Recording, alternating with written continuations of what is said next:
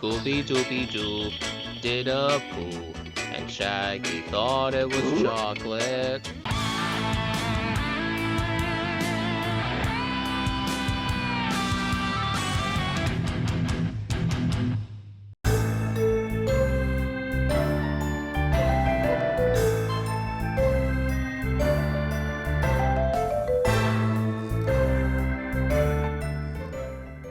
I believe when you want to talk about iconic animated TV shows like The Simpsons and SpongeBob SquarePants, you have to bring Scooby-Doo in that discussion. A fantastic mystery show involving spooky monsters, some smart writing to get people thinking on who's the culprit, and of course a talking dog.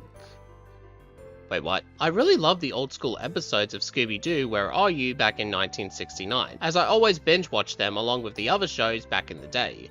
A few mates from work commented about Scooby-Doo, saying it's just a show for little babies, and I'm like, this show isn't for babies, you dummy. Sure, it's a kids show, but overall, it can also be educational too. And as far as the Scooby-Doo video games are concerned, well, I'm not entirely sure how the series went because I only played 2 of them growing up. One of them being Scooby-Doo and the Cyber Chase for the PlayStation 1, and the other one being Scooby-Doo Mystery Mayhem, a game that was given to me back in the day, and now being able to re-obtain this game once again, we're going to find out if Scooby-Doo Mystery Mayhem holds up. I really hope that wasn't my famous last words. Also, just to let you all know, my physical copy of Mystery Mayhem that I got has had a few problems with loading and some glitches here and there, so my apologies in advance if you see anything that is a bit outlandish. But I will admit, I did stumble upon some hilarious stuff because of the glitches themselves. Here you go, Velma. Thanks, Shag. Here you go, Velma. Thanks, Shaggy. Also, I'm pretty sure Velma was T-posing here. We boot the game up and I come to find that this game was developed by Artificial Mind and Movement, the same company that was responsible for Monsters Inc. Scare Island, Power Rangers Super Legends, and even Naughty Bear of all games. The intro plays and it's literally on par with the old Scooby-Doo intro back at the time by using gameplay elements from Mystery Mayhem. I can appreciate the time and effort spent to recreate it, but it does look a bit clunky and off-putting in my opinion. I just didn't think it translated well to me. We then get to the main menu and everything is looking okay so far. Scooby and Shaggy are running away from the ghost and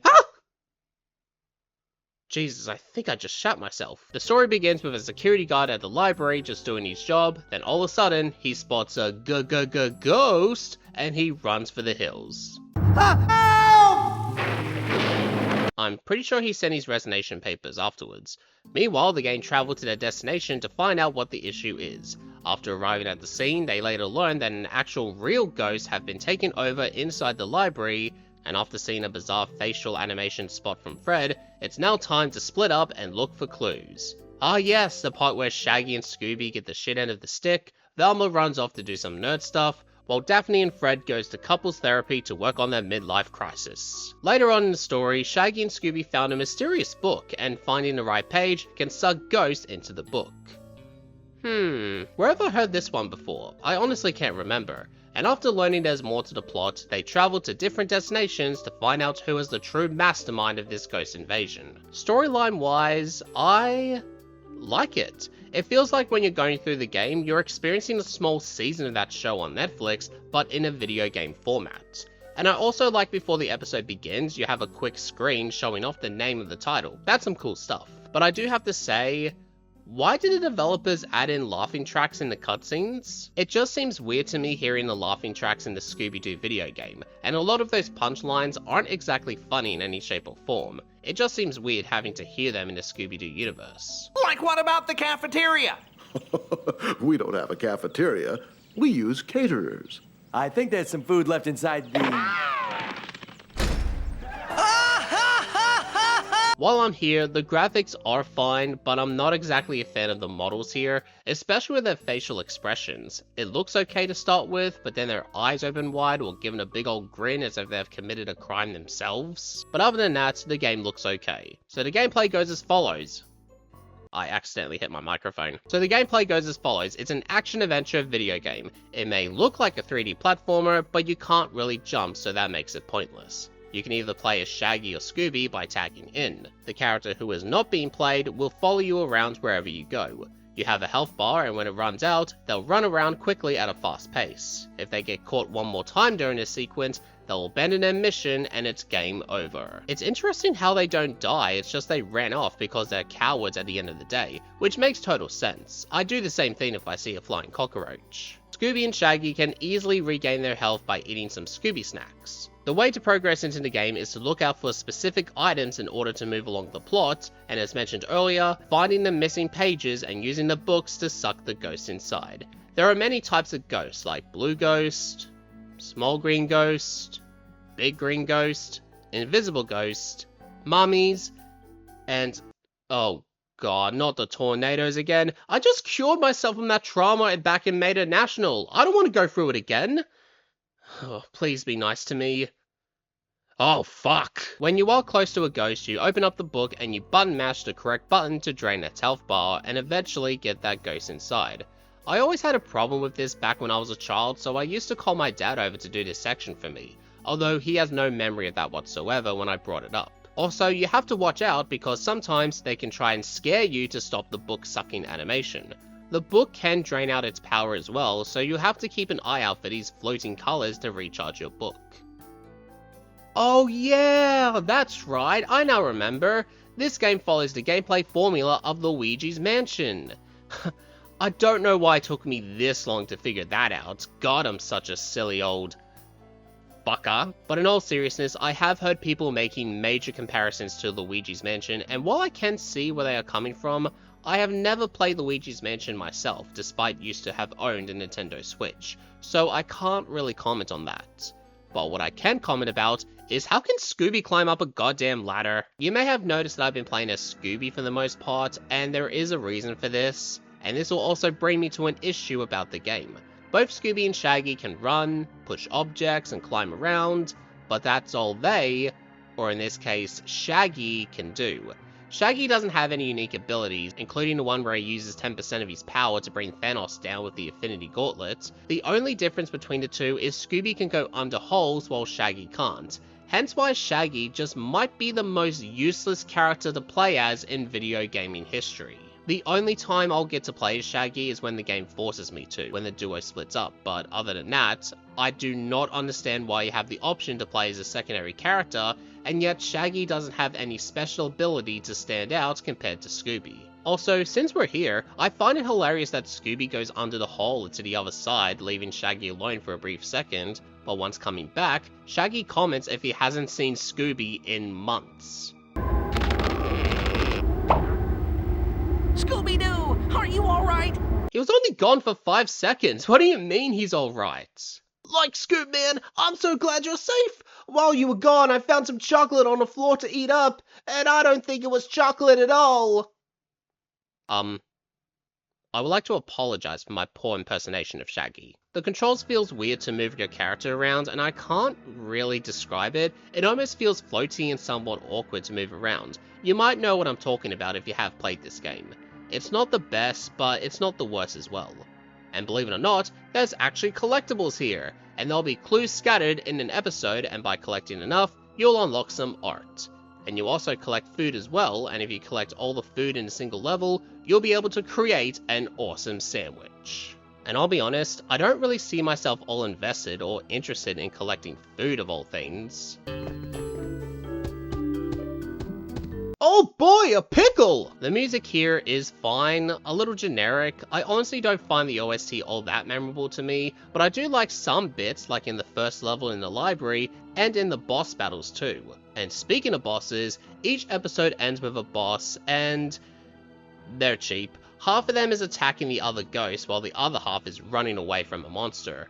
I'm really torn on even calling them boss battles. They're more like segues, to be honest with all of you. Just small little gameplay bits before the episode comes to an end. And I have saved the best for last here, and we are going to talk about the level design and its features.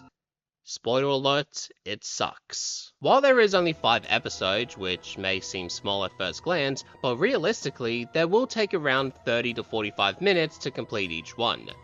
And here's where we get to my problem. This game fails the most important aspect in a level design, and that is Scooby-Doo Mystery Mayhem fails to direct the player on where to go. When I say 30 to 45 minutes to complete, that's usually the developer's estimate timestamp. But in reality, it could take you around 30 minutes to 2 hours long, depending if you're playing this game for the very first time. And the majority of that game will see you walking from room to room aimlessly without knowing what to do. Sure, the first episode holds your hand a little so you know how to get around, but when you're in the second level, the movie studio, good fucking luck. Because this game giving you an objective is almost little to non-existent here. I have spent hours upon hours when I played this game back in the day. Not because I was just a kid and didn't know any better, but because the game never mentioned to me on where to go to next. So I had to do some guesswork and trial and error to find the right path. I tried so hard not to use a guide here. I really did try, but I had no choice.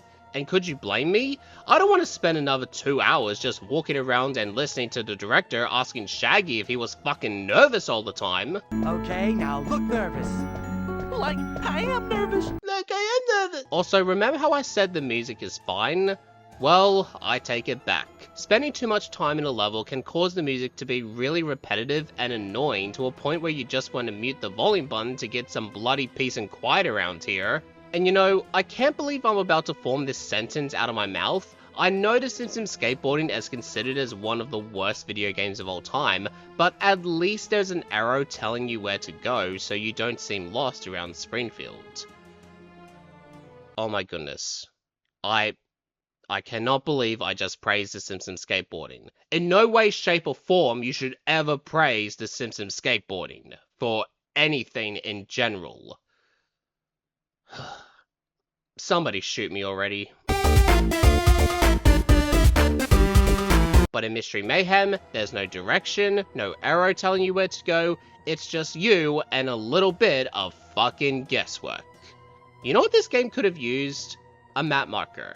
Yeah, a map marker. Instead of the compass telling you a ghost is nearby, even though you can actually see the ghost with your own eyes, making the compass extremely fucking pointless.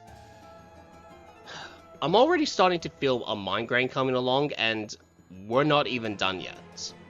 Not even close. In the third level, the Wild West, while I did enjoy some areas here, including eating the food to get the most points before the time ran out, and not to flex or anything, but I barely won by 100 points. But then later on, we get to the minecart stages.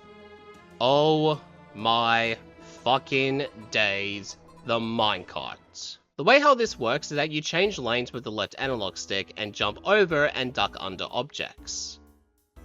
I hate this section even more than the entirety of level 2. First off, it's really dark to see where you're going, making it tough to react to what's happening, especially when the minecart moves way too quickly around corners that your reaction time may be too little or too late. I failed so many times here, a lot of mistakes were made, and even if you're far ahead, if you make one wrong move and you start again. And while you can collect some golden nuggies here, but by the halfway point, I couldn't give two shits about them. I just wanted to finish this section off. And the worst part is, you think it comes to an end. You think it's all over, but it just keeps on going, and going, and going. And I can't take much more of this. Come on, just make it to the end already. Fuck. Fuck. And to be fair, sure it only lasted around 15 minutes for me, but oh boy, I honestly thought it lasted so much longer than that.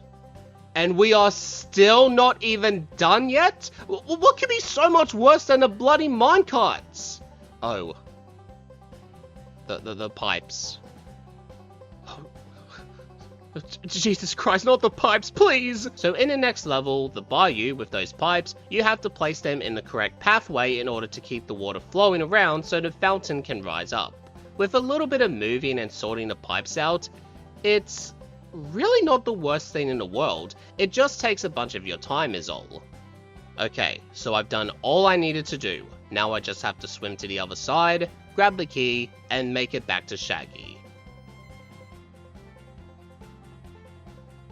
Oh, damn it, I failed that section. Wait. What's going on? Why is the fountain gone? Wait a second. Don't tell me. Don't fucking tell me. This game has 0 checkpoints?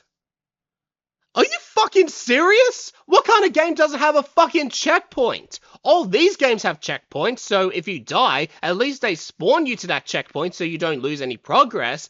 But in here, they spawned me all the way back to the fucking start of the level. Ugh. Come on, just keep it together. We're almost done. So, apparently, throughout the game, there are cameras, and they act as your save. And when you activate them, not only you have saved your game, but you have also created a respawn area too.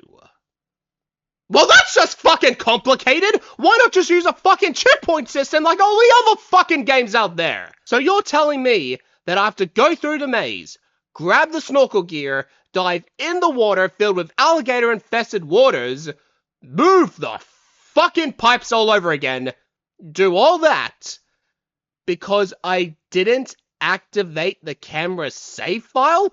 I really can't fucking take this crap anymore! Can this get any worse than everything I've experienced? Can this get any worse than everything that I've experienced? No, I'm done. I'm done. I'm so done with this game. I don't care if I'm not in the final episode. I literally do not give a shit. Shitty ass control handling, a jump button that only works half the damn time, and sometimes you go way too fast that it's extremely difficult to get back control of your motorcycle. And the worst part is, some pathways are very narrow, making it even more difficult to reach to the end. And how in the living of fuckery am I supposed to make it past this section? It's nearly impossible when you combine all these points I've mentioned together all at once. This is one of the worst recent games I ever played in my life. I can't believe I played this game back in the day and considered it as a great video game. And calling it a very mediocre video game is saying a lot after all the other fucking games I've played in my lifespan, from Secret Agent Clank, My Friend Peppa Pig, and even Spyro Enter the goddamn piece of freaking shite Dragonfly is a masterpiece compared to this game. Okay, that might have been a lie there, but still. So, normally I would give out my final thoughts about the game, then give out my pros and cons of what I think about it and if I should recommend this game or not. And then I would do my whole shtick of thank you for watching and reminding people to keep calm and keep playing video games, but